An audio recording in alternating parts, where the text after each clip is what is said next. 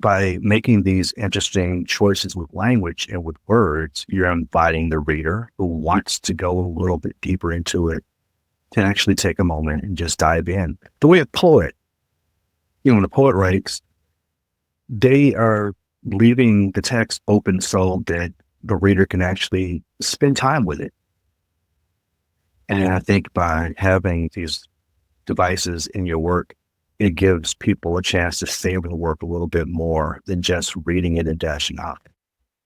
Hello, fellow creative voyagers. This week on the Indie Author Podcast, I talk with Rand Walker about crafting poetic prose, including the nuanced art of using poetic devices in fiction to bring language to life, venturing into various literary techniques, including metaphor and simile, personification, symbolism, and exploring how these elements can enrich narratives and engage readers in more profound ways. And now let's hear from Rand Walker about crafting poetic prose. Hello, and welcome to the Indie Author Podcast. Today, my guest is Rand Walker. Hey, Rand, how are you doing? I'm doing well. How are you? I'm doing great, thank you. And to give our listeners and viewers a little bit of background on you, Rand Walker is an award-winning author of 38 books. He's an associate professor of creative writing at Hampton University and teaches with Writers Digest University. He lives in Virginia with his wife, daughter, and puppy. And Rand was last and a guest way back in episode 98, Redefining Indie Success Through Short Fiction. And apropos of short fiction, I just have to give a shout out to Rand's book, 100 Ways. So I got my copy of 100 Ways. I'd had a little chat with Rand a couple of weeks ago, and he mentioned he had this book. And so I know this isn't specific to the topic that we agreed to talk about, but I would love to just hear a little bit about 100 Ways because I'm having so much fun with this book. Well, thank you so much for purchasing it. Yeah. This book was a long time in the making. Ever since I started evangelizing about the 100-word form, I was getting a lot of questions about, well, how do you do this? How do you do that? And some people told me that they couldn't even get the beginning of their story going well with 100 words. So I decided, you know what? I've written all these articles, taught all these classes, done these workshops. Let's see if I can distill this information into a single book.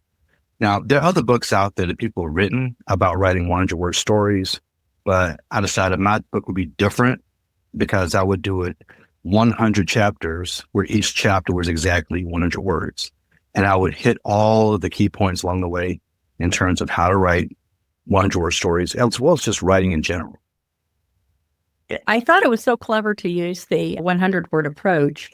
And I also, like you had mentioned this when we were talking about it, but it's sort of a smaller book in terms of, the height and the width. And I really like it because I think you had said that you had a fan say, oh, they could just like pop it into their handbag or whatever. And it's true. Yeah. It's a nice size for this kind of thing because you could just take it with you and like read a chapter or two when you'd like to. So I love any book where the book is like acting on the advice that the book is giving. Oh, that's cool. So we're going to be talking about bringing your language to life using poetic devices in your fiction. And I think this is a great topic because I think this is one of these things that we probably all had a class in like junior high or high school about this, and we have probably forgotten 99% of it and forgotten how we can apply these things, which maybe felt very sort of esoteric at the time, to really many different kinds of fiction. And so you had sent me a couple of examples of what you were thinking of when you talked about poetic devices. And I think a really nice one to start out with is metaphor and simile. So I think that's one where it's kind of clear that we can use it in fiction, but maybe not so clear how we can use it in fiction. So just talk a little bit, when you're advising students, for example, how do you recommend that they approach metaphor and simile in their fiction? Well, the first thing I like to do is kind of define what it is, because a lot of times when these devices are introduced to people, they're introduced black and white, very simply. And I just like to set the definition out there first. So a metaphor, as most of your listeners probably already know, is a comparison, which means I'll show similarities between two dissimilar things. Now, a simile is actually a type of metaphor, but people don't really think of it that way. I think the way that most grade school teachers will tell you is a metaphor and a simile are the same, except a simile uses like or as. And I wish it was that simple, but it's really not. So think about it this way. If you were to say he was a beast, or he was like a beast. Those two sentences don't even mean the same thing. I mean, if you're thinking about it in terms of just figurative language, you're saying he is a beast, means he embodies, a lot of the traits of that thing. Whereas he is like a beast kind of implies that he embodies some traits, but not as many traits as a metaphor. So when you're using that in fiction, think about how strong you want that comparison to be. And that will kind of dictate whether you should use the simile versus using the metaphor. Do you feel like there are good ways if someone is trying to think of a way to illustrate something that's going on in their fiction? Do you have any tips in terms of, I've read some fiction where I felt like the person was really grasping. They had come up with something that was like a good first shot, but probably shouldn't have made it to their last version. And it took me out of the story because I'm like, really? That seems a little odd. Do you have any advice for people in order to weigh like how they get the right metaphor or simile for what they're intending to convey? Well, at least what I tend to do is just think about it this way. If it takes you out of the story, like what you were just suggesting, then it's too much. It's kind of like with dialogue tags. If you use the word said, it's invisible. He said, she said, they said. It's invisible.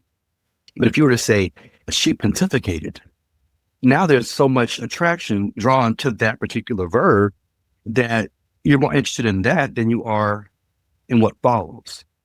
So with the metaphor, keep in mind that whatever the thing is that you're trying to actually, highlight is not lost, as they lost in the sauce, because you compared it to something that was so radically out there that a person had to mentally disengage and then go and try to figure out, like, how in the world, what? Now, if you've done it for comedic purposes, sometimes that can work. For example, there's certain things that you can say, especially if you go like 3 levels deep with it, that could be kind of funny. Like I have a cousin of mine, and he was talking about his sister's driving. And he said she drove like a first-year Russian circus bear. Like that was a level of skill that she possessed. And I was like, a first-year Russian circus bear. Yeah, that's kind of a good way of taking someone out of the story. Like you're willing to let the reader pause for a moment to think about that because it's achieving the end you want. Yeah, exactly. So with humor, I think it works.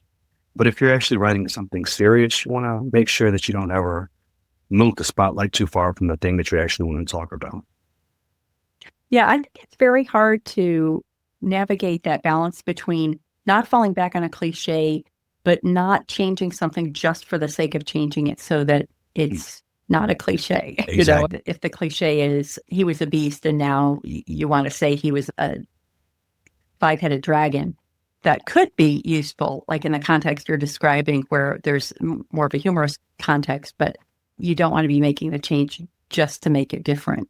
It's like avoiding plagiarizing by changing just enough words. So, you feel like you can get away with this is not plagiarism. You're avoiding the cliche by tweaking it just enough so it's different enough, but sometimes it has lost its effectiveness then. Yeah, definitely. What's funny, being from the South, we have all of these sayings that to us would be cliche, but to people outside of the South, it's the first time they've ever heard it. So like my father's notorious for saying, you're lower than a snake's belly in a wagon rut. I'm like, what? Or, I never says a long-tailed cat in a room full of rocking chairs. Just things like that. And there's a whole bunch of colorful language that we use all the time that if we wrote it specifically for a Southern audience, they'll be like, yeah, I've heard that before. But if somebody's not from that area, they might stop and think like, oh, how in the world did you come up with that particular thing? So, this is something else I was thinking about. Well, it is interesting when you think about using these in dialogue.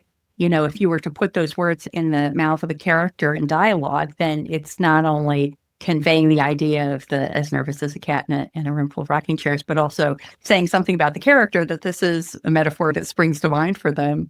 So it can be kind of doing double duty. Yeah, exactly. I think another sort of similar concept is the idea of personification. So can you talk a little bit about how people can use the poetic device of personification in a profitable way, a productive way in their fiction? Okay. So a lot of times, especially in longer works like novels, there might be a description of a room. And you're trying to give just enough of the setting so the reader can understand this is the environment in which the protagonist is going to be operating, or this particular scene is going to take place. If you have a bunch of objects, sometimes using personification might make it less boring as you write about those things. Like the rocking chair moaned as she sat down, or the light from the lamp leaked up the wall, or, just things like that. It just makes it a little bit more interesting and engaging to use. And then, of course, with personification, you have that, what I like to call the first cousin of personification, something called anthropomorphism, where you're looking, like, imagine constellations and seeing them as human beings acting in space and things like that. Or even glancing down at a rug and you see these just scattered markings, and your brain starts to see faces, smiles, and things like that. So that's also something that you can incorporate in, just to keep the setting interesting and engaging while you set it up for the actual action to happen.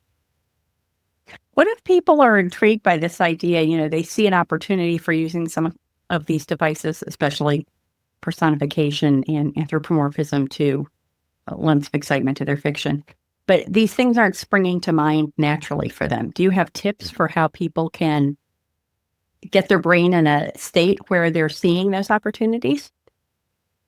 That's a really good question there.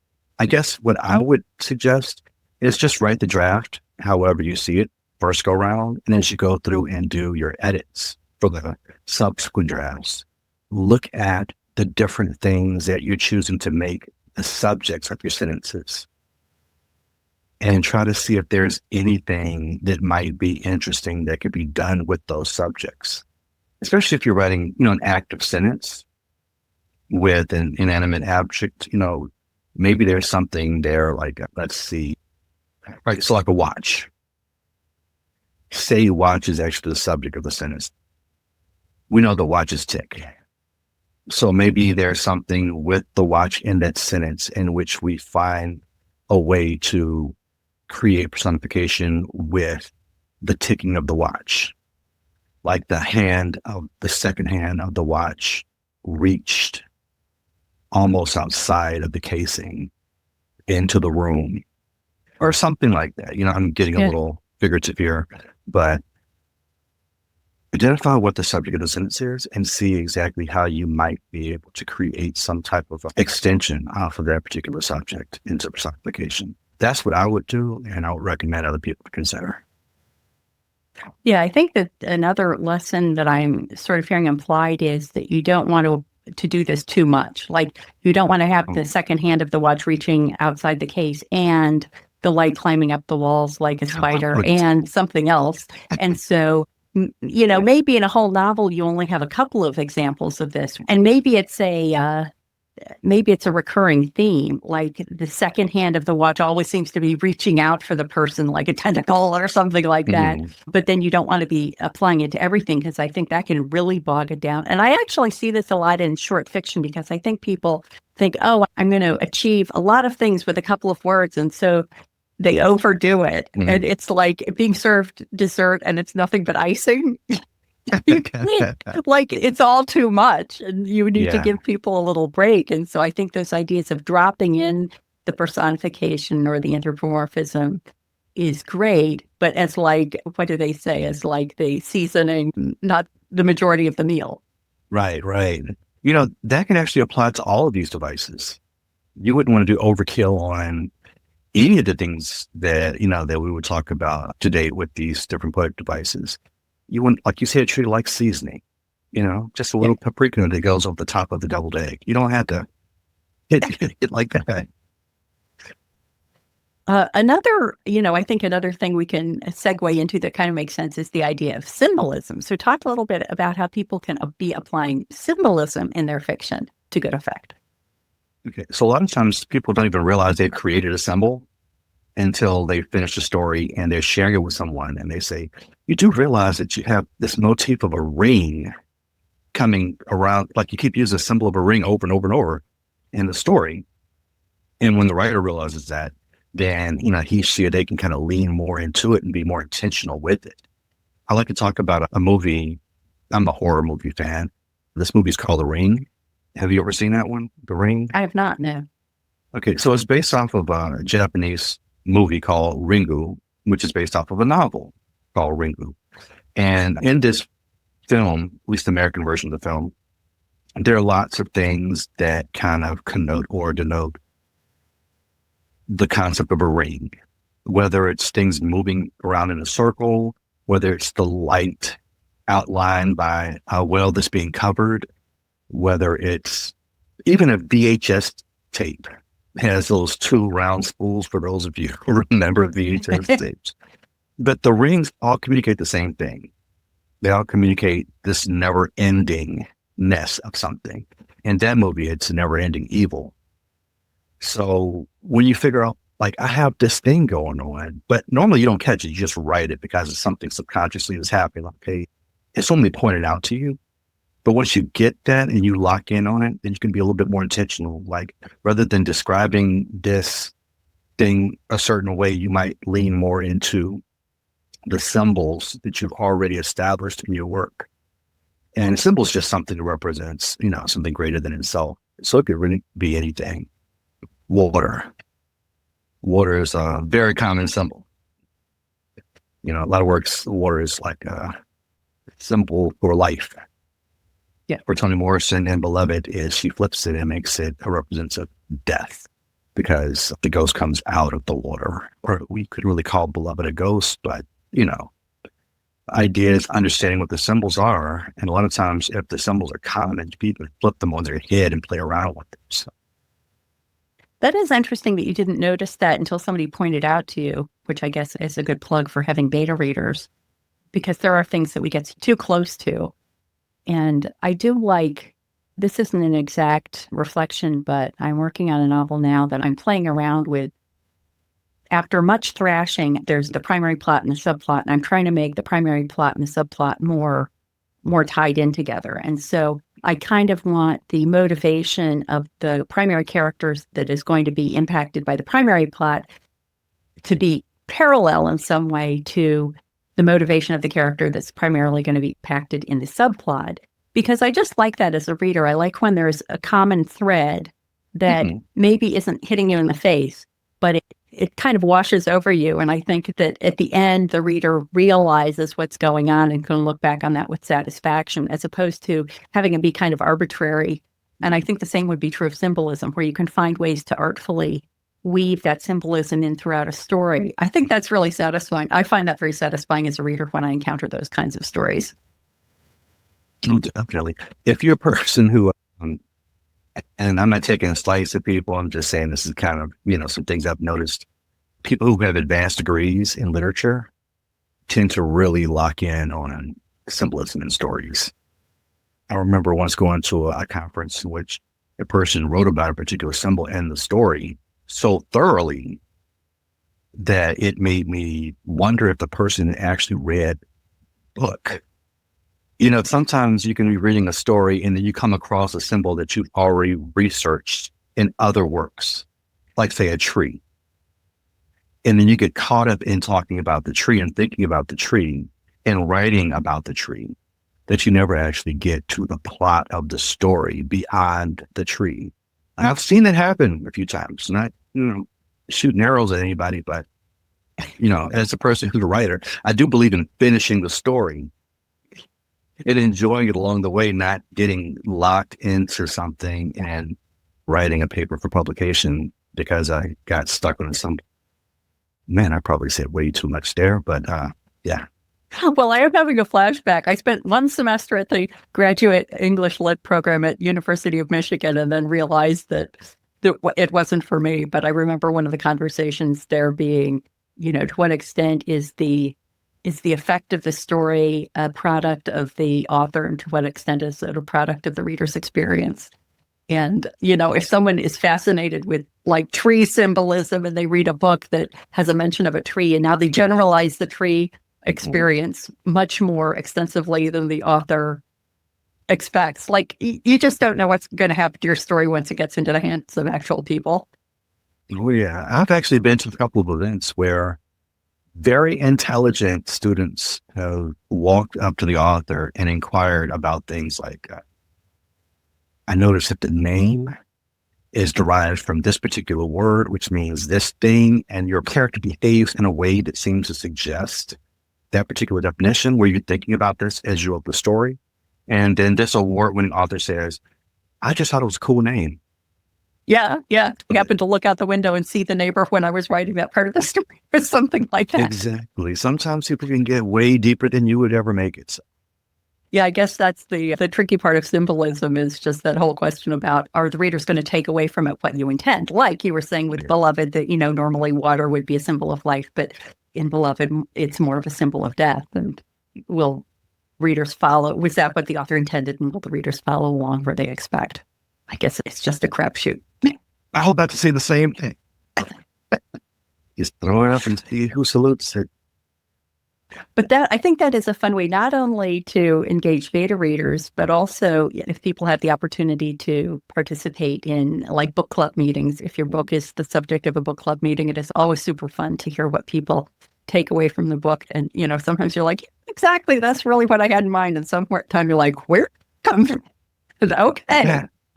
You know, very recently, I had a conversation with a student. We were talking about film Scarface. And he said that was his favorite film. And I was like, it was interesting up to a point. But when he started like the incest part of it, he said, incest? I'm like, yeah, you know, twin Tony and his sister. And he's like, there was no incest there. Now I Googled it and saw that the internet was 50-50. And I was like, interesting. It is quite possible that you can actually have two people see the same thing and interpret it in entirely different ways. One of my favorite books, Gloria Naylor wrote a book called Mama Day. And the ending of that book hit me so hard. I was all in my emotions at the end of the book. And when I talked to my mother, who read the same book, I was like, yeah, the part that I was really into was when this happened. And she was like, I didn't interpret that way. I interpreted this way over here.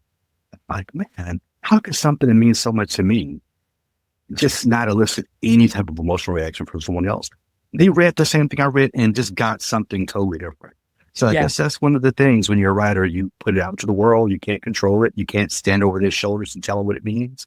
You just have to hope for the best. Yeah.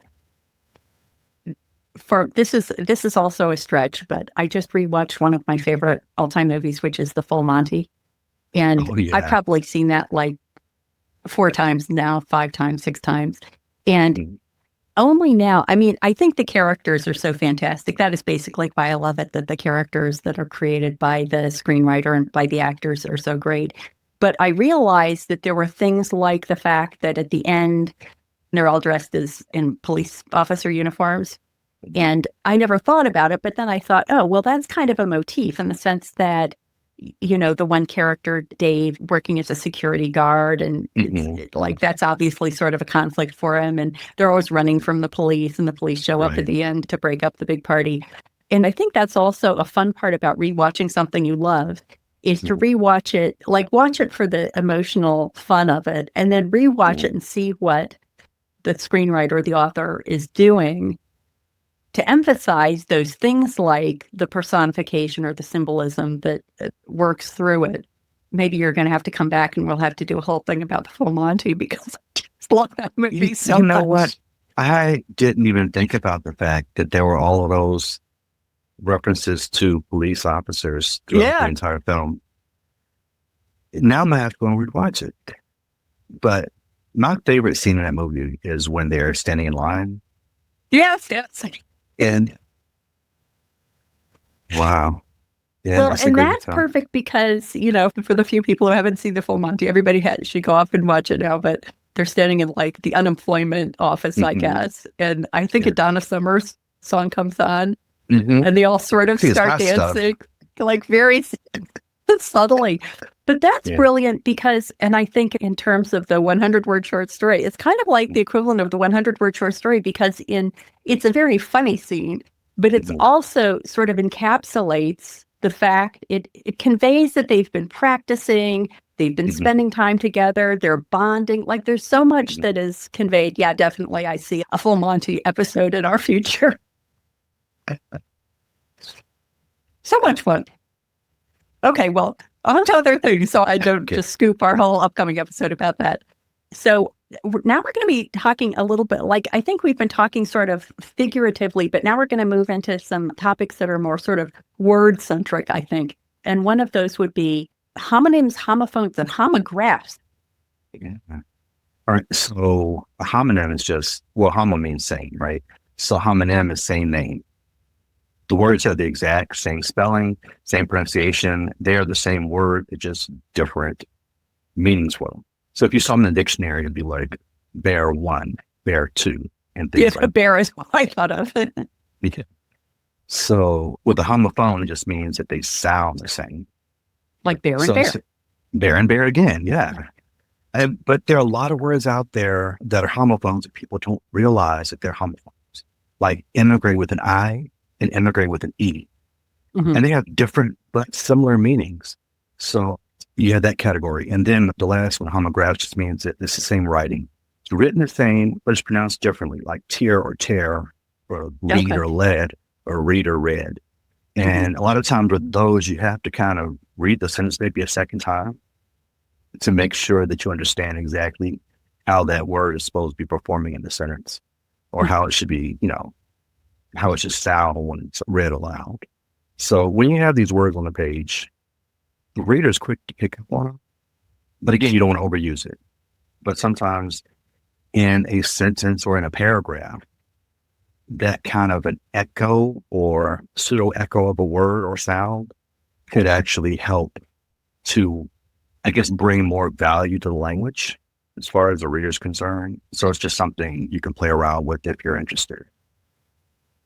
Is there any opportunity, like the obvious sort of clunky way I can see that playing out is that if somebody's writing like a mystery and there has to be some confusion between characters, then these words that are pronounced similarly, but, mean different things or whatever, could be an opportunity there.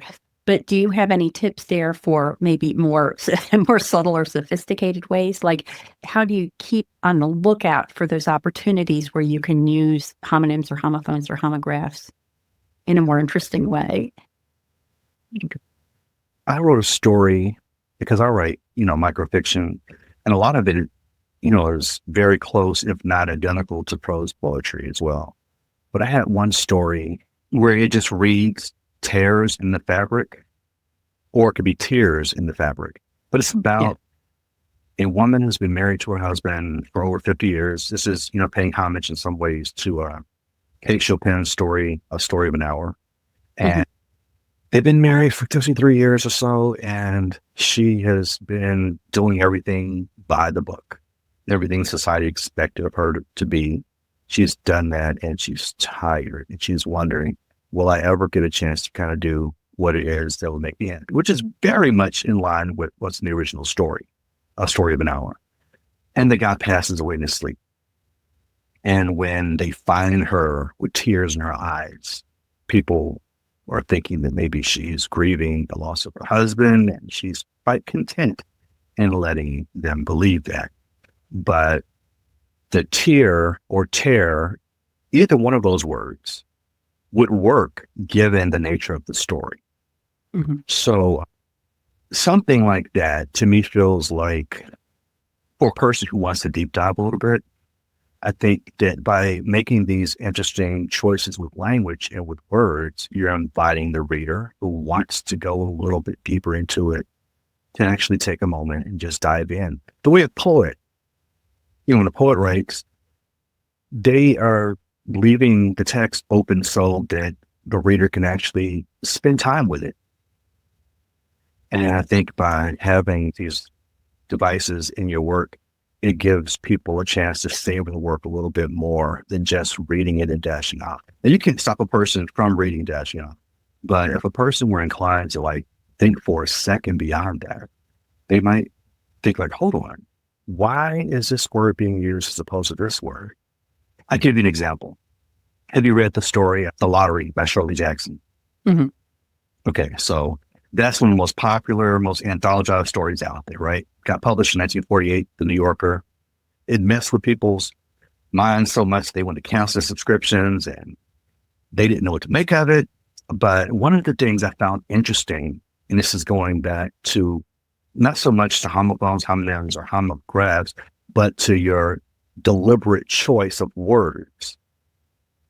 At the very beginning of the story, the kids are assembling in the square and they're collecting stones. They're trying to find smooth stones. They're not described as rocks. They're described as stones. Everywhere throughout the story, it's pretty much describing what could easily be described as rocks as stones. At the end, we know why the word stone was used, because it takes on a different meaning once you get to the end of the story. The only place where the word stone is not used in place of a rock is when they use the word pebble. And that's because Tessie Hutchinson's baby is holding a pebble. It's not quite a stone. Yeah. But we never say the word rock, right? And even if you want to dive a little deeper with that, with the idea of a smooth stone, like why are these carrots smooth stones? Kids would do that. And let me tell you my thought process here. This might not be what Shirley Jackson was thinking, but it's the way I think. And if she was doing what I was thinking she was doing, I have to give her credit for this. We love Christmas. Those people who celebrate Christmas, or even people who, it doesn't matter whether you're religious about it or not, people who just love the Christmas season. People love it so much that they don't celebrate it starting in December. They don't celebrate it starting in November. Sometimes you can go into a store and Christmas stuff is sitting right next to the Halloween stuff. Yeah. Because people like to really draw out things that they love. It's just a common thing. It happens once a year. You make the most of it. You just do everything you possibly can. If you only got a chance to participate in a lottery once a year, why would you use big, jagged stones? That would make the whole process go much faster.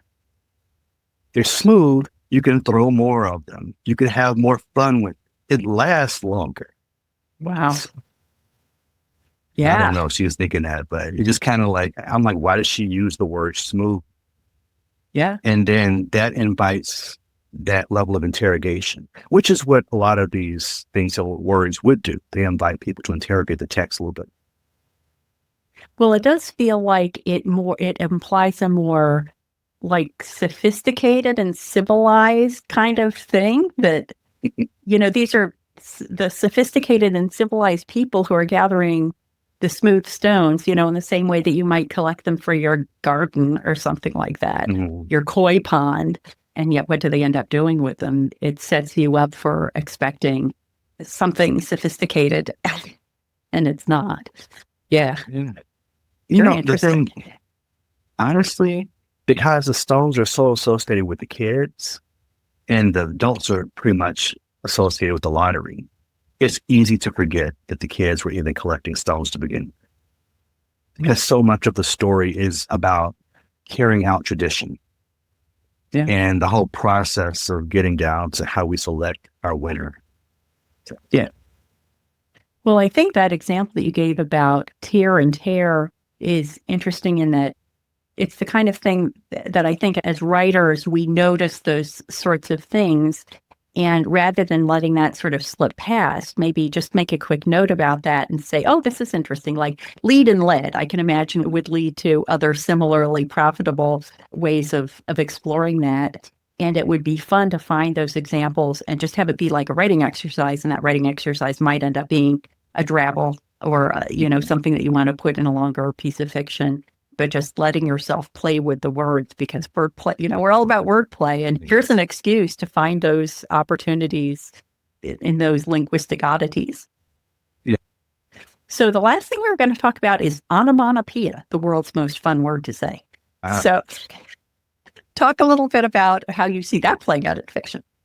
All right, I have a love-hate relationship with this one. I'm going to be in. All right, so if you've ever read a comic book before, you've seen sit down, all those different sound effects. I think that if you're going to use it like that, then do it with the comic book. As a person who's evaluated a lot of stories, especially like judging different competitions, if a phone is ringing at the beginning of the story, first of all, saying the phone is ringing is already using onomatopoeia, because ring as the verb is actually, an example of that. But people won't just do that. They will go ring, ring, ring.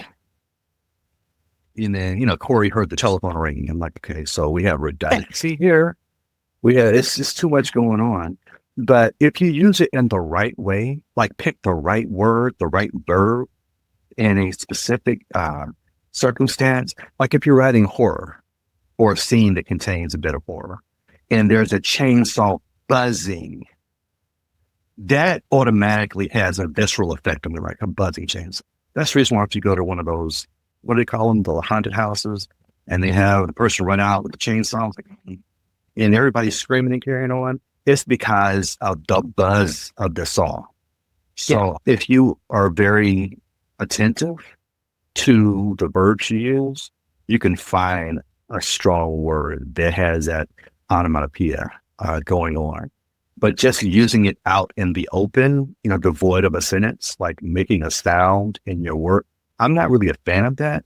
But it is something that you can do, and however you choose to use it, it is going to definitely elicit a reaction from the reader. Hopefully a positive reaction.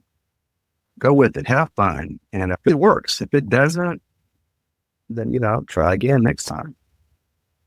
Yeah, it seems like the themes are don't be different just to be different. Only be different if the way you're doing it differently is actually better. And I think also this idea that some of these things aren't going to come to you, like you're probably not going to sit down and say, I need to write a short story that's based on a confusion between how to pronounce two different words like tear and tear. Yeah. You have to kind of have those things come to you and then have a way to capture those ideas so you can act on them later. And don't overlook the benefits of just wordplay that can lead to improvements in your fiction. Yeah, I agree. Well, so much fun food for thought. I think that's just fun to give people a little mental palate cleanser about ways that they can think about the writing that maybe they haven't thought about since way back in school where they learned about metaphors and similes and all this other stuff. Yeah, it's a lot of fun. And the shorter you write, the more you kind of lean into things like this, just to keep it interesting. Yeah. So cool. Well, as always, thank you so much. And please let everyone know where they can go to find out more about you and everything you do online. Okay. Well, my digital hub is just randwalker.com. You come there, the links to all of my things are there. And feel free to come by and check it out and say hello. Sounds great. Thank you so much. Thank you. I hope you enjoyed my conversation with Rand. What's your favorite example of a metaphor or simile in fiction? Hop on over to the Indie Author on YouTube and share a line from a book that left a lasting impression on you and let us know why. And if you got value from this episode and were thinking, I wish I could buy Matty a cup of coffee, you can do that. Scroll to the bottom of any page at theindyauthor.com and click Buy Me a Coffee. Until next time, here's wishing you favorable winds in smooth sailing on your creative voyage.